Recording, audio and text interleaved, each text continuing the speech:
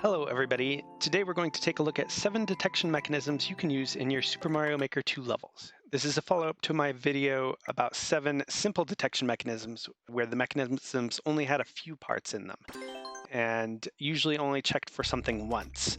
I'll put a card in the upper right with the link to that video if you haven't watched it yet. This time, the mechanisms use many more parts, but generally will continuously check whether something is true or not and flip a switch if it is. You would normally hide these just off screen from the player, but I'm going to show you each one in action. We're going to quickly run through this level to showcase them in action, and then I'll go into Maker mode and pick apart the machines so you know what all is going on. If you'd like to follow along, the level code is down in the video description. Keep in mind that most of these were figured out by somebody else, and there might be other versions out there that do effectively the same thing or do it slightly differently. So feel free to look around and experiment if these don't quite meet your needs. So the first one we've got here is a mechanism that checks which direction you're looking, and it flips the switch accordingly. So when I'm facing left, the red blocks are on. When I'm facing right, the blue blocks go on, and it checks very, very quickly. The mechanism that's used actually can be co-opted for a variety of other things if you just replace what's going on up at the top. I'll talk about that more in a bit. This mechanism detects water level. So you can see this line below me here. Right before it reaches that, the switch gets switched, and that's because of these floating shells here. And the other line in the bottom right, when the water level drops below that, the switch will flip again. And you can set those at different heights if you'd like. This mechanism checks whether you're playing dead in the dry bones shell. So when I play dead, the switch flips, and when I wake up, it comes back. And importantly, no matter how close I get to this thing, if I play dead and try and move over, I can't fall down the hole unless I am directly on top of it. And you could use that to drop Mario down, or drop items down, or do a variety of different things. I'll try and get in there, and you just can't get in there. So that's what that mechanism does. It detects whether you're playing dead or not. Okay, so this mechanism checks whether or not you have a dry bones shell with you. So not only do I have to have it with me to turn it off, I have to get out with the shell in place. Now I can walk through. As soon as I hop back in the shell, the mechanism starts up again. And importantly, if I don't have the shell, the mechanism keeps going. So I have to have the shell in the room, and then I have to exit the shell in order to trigger it and get out of it in order to have it work correctly. This is a jump detector. Every single time I jump, the switch switches. Importantly, the mechanism in the room before with the dry bones, there's a reason I put that before this room, because the dry bones actually breaks this mechanism. Because dry bones does little hops when you move with it, and if you jump at the height of one of those hops, it doesn't register as a jump here. So that's a jump detector. This is a do you have a superstar detector? So we will get a superstar, and all of a sudden the switch is switched. So I can climb up these stairs, and as long as I've got the superstar, the switch is switched. As soon as my superstar runs out, the switch goes the other direction. This room also has a couple of bonus mechanisms. We've got the, straight above me, we've got the detector that figures out whether or not the switch is in the correct configuration. That's from my last video as well. It's a very good mechanism, and it repeatedly works. If I exit this room and come back in, it'll rework. Also, we've got this little mechanism here, which prevents the star from getting away, and means that I can't get in that claw, so I can't stop that star from doing what it's doing. So basically, that star can't move from where it's at. which is important for this setup so that I don't bring the star into the next room. I have to wait for the star to wear off in order to get there, and I can't trigger a star to drop and get in that corner and wait for a star to hit me and then walk through the door. This detects which side of the room I'm on, left or right, left or right. And you can see that it looks very similar to the other mechanism that we just passed. And that's it. So let's hit this flag real quick. Success. And then we'll take a look at how these are put together. So let's go way back here. Let's start at the beginning and take these mechanisms apart. Here we go. Okay, so the first mechanism is the facing detector. It detects which direction you're facing, and it does that by having boos. So these boos are in clown cars, and they are pressed up against the slope. There's a one-way here, and there's something hard here, and this can be a POW or a P-switch or a muncher, pretty much anything, and it's being pushed against the one-way by this conveyor belt. This keeps the boo basically shoved up against this slope, and just barely off of the music block, and so as soon as I turn away from it, the boo attempts to move towards the music block and just barely triggers it. The music block bounces downwards and shoves this thwomp over to the side for just a second. And importantly, when you bounce a thwomp, it actually activates the thwomp for just a second. You can see this with other mechanisms where a thwomp hitting a spring will suddenly become active again and start going after you. So what this does is it pushes him down, makes him active for a split second, and he actually hits the switch and then gets shoved against the muncher with the switch in the off position. So this red block will be blue. Gets shoved against the muncher, and with this block off, the muncher is not quite as solid as the block is.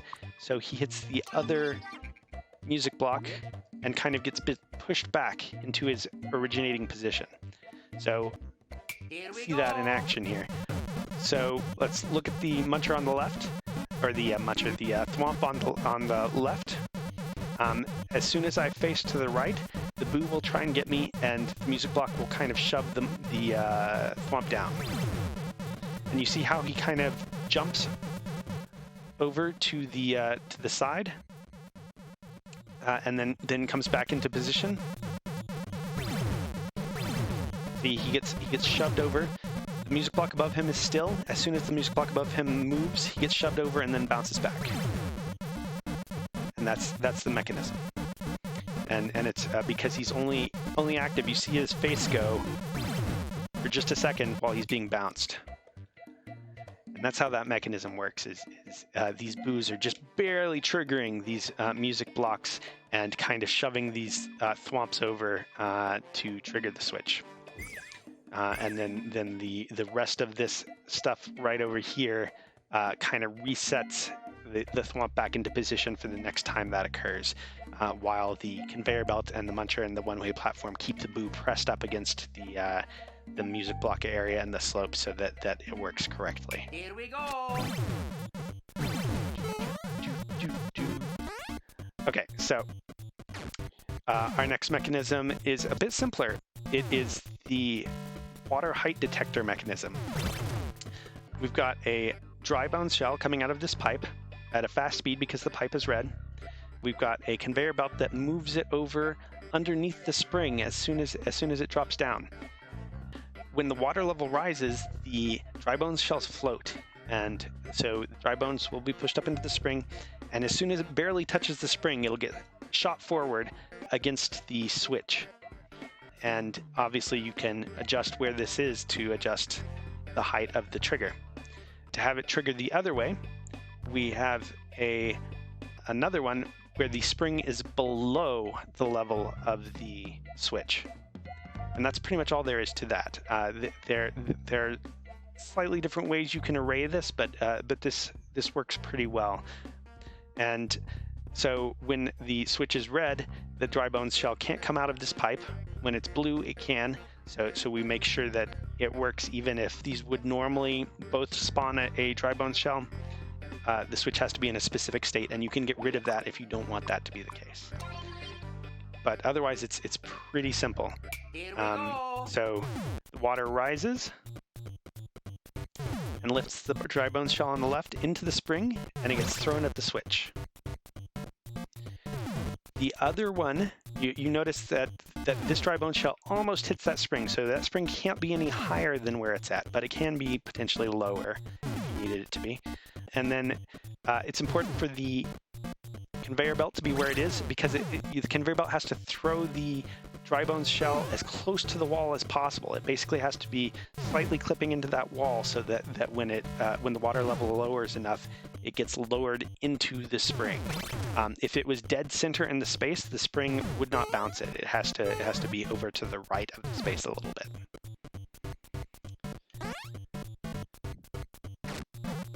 Okay, so this one is kind of similar to the way the boo mechanism works. You can see that we've got a conveyor belt with something hard on it, and the one-way block, one-way platform here, setting that all up again, shoving this clown car against this slope right next to this music block.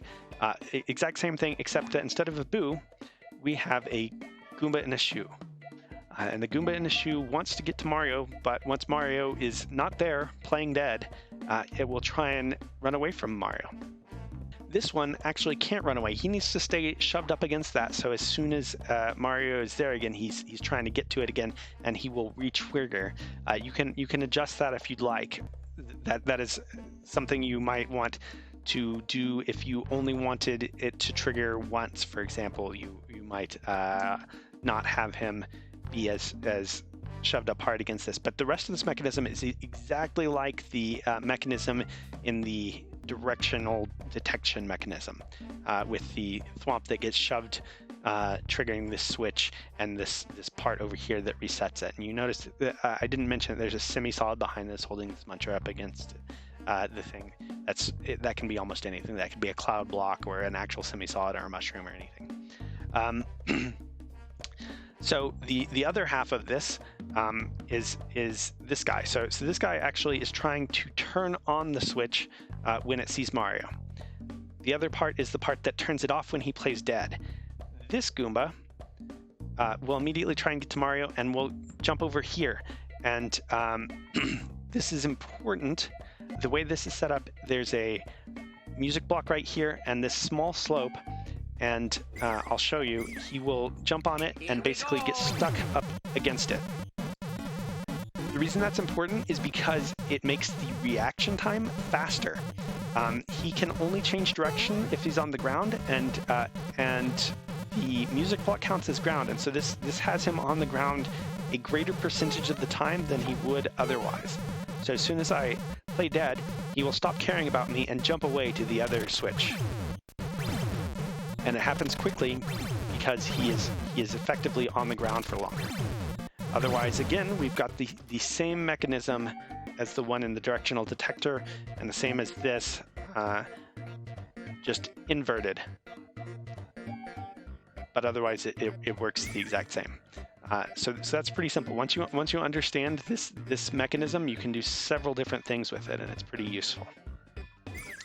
So we hop back in the shell. And the mechanism starts working, and you can see how that small Goomba reacts pretty fast. And if I gave him a bunch more space to jump up there, he would be midair a greater percentage of the time and wouldn't trigger as reliably. He would jump to the right, but the reaction time would be much slower. So let's go on to the next thing. So this room uses entity limits. That's why I've got all this extra stuff in there. And you can read up on entity limits later elsewhere, but basically you're jamming a whole bunch of something into existence, and if there's too much of it, it won't spawn more of it. And because things like P-switches and dry bones shells share the same entity limit, you can have a whole bunch of dry bones shells to stop letting the P-switch resolve. So as soon as I jump in it, effectively, that dry bones shell ceases to exist, and that opens up one slot in the entity limit, and this pipe can now start spawning P-switches. This giant Goomba is heavy enough to trigger the P-switch, and you just hold him on top of it. And the reason we've got a combination of dry bones shells and one-way platforms here is because of the way stuff loads throughout the level. Rather than me exactly counting how many of something exist elsewhere in the level and how many count as globally loaded and don't, I ran out the entity limit with dry bone shells, and then put these one-way platforms. And one-way platforms are basically super global items. They even if you've got it way off screen, this one-way counts as existing for this particular screen. Usually when you're far enough away from something, it stops existing, but I could put this on the other side of the world and it would still exist as far as that room is concerned. Whereas the dry bone shells have to be in the same room. I put them all here just so you could kind of see what's going on, but know that that's not necessarily how it has to be. So what I did was after I was done with the rest of the level, this is the easy, don't have to count things method of doing it. After I finished the rest of the level, I loaded up this room with dry bone shells until I couldn't load any more.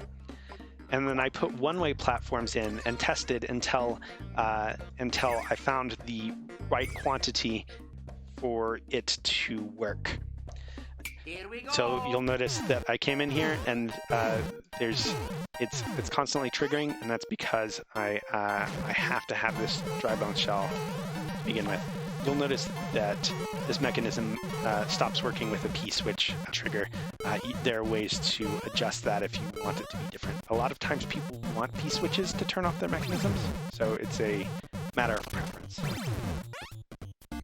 So again, you can set this up a little bit differently. You could have something different be spawning, like a shell that's being kicked into a switch by a spring instead of this P-switch. But I thought this was a good example of several different things working at once. But this all has to do with entity limit. So I have to bring the dry bones shell into the room, and then I have to exit it. And it's all because I have so many dry bone shells and one-way platforms in existence at once. And pretty interesting how quickly it works, right? So again, I said that I set this mechanism up because if you have a dry bone shell in the next room, that this room doesn't exactly work as intended. It will check some of your jumps, but not all of your jumps, because dry bone shells have little hops associated with them, and if you jump at the wrong point in that hop, the mushroom does not check things. So this is a Mario Brothers 2 mushroom, and this has to be in the night theme because this is how you're detecting your jumps. We've got a Mario Brothers 2 mushroom. We've got this little slant here so that it kind of jumps up and pushes against the slope and then basically gets shoved off of the music block as soon as it bounces on it. And we've got this skull on a curved track just so the mushroom is that much closer to its hop so that it acts more quickly. This can work without that, but it's just part of the mechanism that works more quickly because this exists.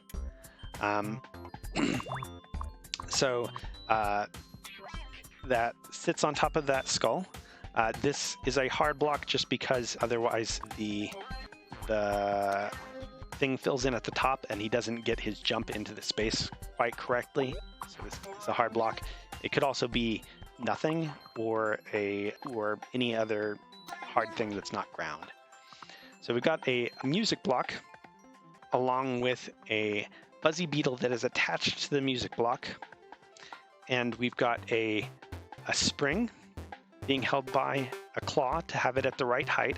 Again, this is kind of similar to that water mechanism. The spring needs to be slightly below the level of the switch, and the switch is underneath right here. It needs to be slightly below the level of the switch so that when this buzzy beetle gets pushed against the spring, it bounces correctly. what's pushing it against the spring is this conveyor belt. So conveyor belt pushes it against the spring. These one-ways make sure everything stays nicely in place, and the spring bounces it into the on-off switch, and then it comes back up to rest in this little area up here. And once the mechanism triggers, that Buzzy Beetle is just constantly being bounced in that little one square area, and the mushroom will just free it by knocking it down through this blue platform into the spring again. So let's look at that real quick. So when I jump, see, now the beetle shell is constantly in motion, and the music block is pushing it down into the spring. Spring bounces against the thing, and it's important to note that this conveyor belt looks like you don't need it. You do, because sometimes when you do this jump, the beetle will actually drop straight down and land on the ground and not hit the spring at all. And so if this conveyor belt is not here, sometimes the mechanism just breaks. So that's your jump detector.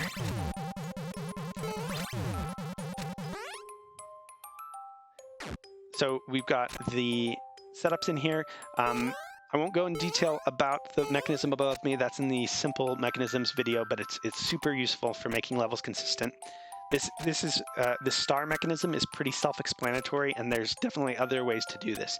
But this is very important because this keeps the star in a very confined area and prevents me from freeing it, because if you don't have this spring here, I could actually trigger its drop, jump into the spring before the next one spawns, and stop the next one from getting caught by the claw. And then the next one is free, and then I wait in this corner for the next one to get me. So this is important to what's going on. So that's those two small mechanisms. Up here, we've got the actual mechanism that detects the star, and we've got our friend the poison mushroom here, who's very smart, and he will try and get to Mario and be on this side. He'll move down here when you are just normal Mario. As soon as because he's trying to get to you, he's trying to get off this platform and get to you. As soon as I have the star, he runs away. When he runs away, he moves over here, hits the music block, and gets bounced up and lands right here, and is constantly trying to get away until my star runs out, and then it bounces back over. The reason you want the bounce is for fast response time. If he's just moving back and forth in this tunnel, it actually does a weird little repeated bounce thing here, and he doesn't get back into position as quickly. So this makes the response time faster. Similarly, these conveyor belts and munchers aren't absolutely necessary, but they make the mushroom just a little bit closer to that music block, because when I press play here, you'll see the munchers slide over slightly and pinch in. So let's see that real quick and restrict the mushroom, and that means he has just those few pixels less to travel to get to the music block, and so he's a little bit more responsive. As soon as I grab this, watch the poison mushroom hit the music block and jump over to his other spot, and the same thing will happen again from this side. The rest of the mechanism is actually just the same as the room we were just in. We've got this music block with this Buzzy Beetle, and just like the mechanism in the daytime, you can see that this mechanism works for a lot of different things in the nighttime, and really the daytime too. But we've got the music block that when hit, the beetle will drop. The conveyor belt pushes the beetle into this spring, and the spring pushes it into the on-off switch.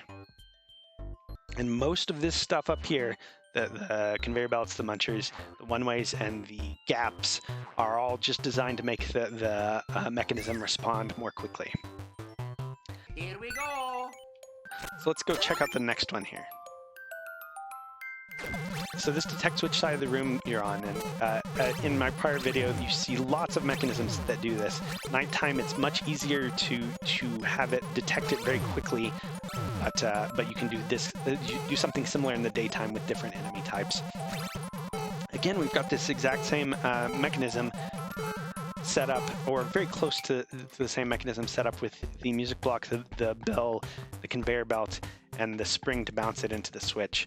And we've got, similarly, we've got the munchers that are move in so that this, this poison mushroom has less far to travel when it triggers. And he's trying to get to you. So when I'm on the left, he's trying to get to me. When I move to the right, he will hit the thing, bounce up, and be in position. And interestingly, you can actually watch how the music block will kind of get in his way if I get in this little half position here. So he's got a little kind of delay to him, and that's important because if you put other things up in there, you can potentially have him trapped on one side of the thing. For example, if I had put the cloud that's right above the music block in the other room, right here, I could actually half trigger the mechanism and then run back and it would break it. So where things are is pretty intentional here, so that you can't do this riding the line thing. Another important thing is that because most mechanisms you want to hide off screen, off to the left or the right behind a solid wall of things so that the screen doesn't scroll and see it, this one has to be in the center of a screen or has to be where you want it to trigger, and Mario will always be either walking under or over it, and if he's underneath it, that claw drops the spring, and that's why we've actually got this set up here with the skull on the curved track that you've seen elsewhere. And what this actually means is that we can do this. Here we go. And it works just fine. But I left the claw there so you had that familiarity, so you understood what was going on. It's the same mechanism, we just have something different holding the spring this time. And again, we need that quick left-right detection because otherwise there can be problems. So we will exit, and that's how you set those things up. And like I said, you can use those mechanisms in different ways. Just pay attention to what you're doing. The music block to drop the beetle down is particularly useful, and having the clown car shoved up against the slope. Those are both mechanisms that work for a wide variety of different things. And so I welcome you to experiment with that and have fun making your own levels with these cool contraptions. Thanks for watching, and if you enjoyed this video, please consider liking and subscribing.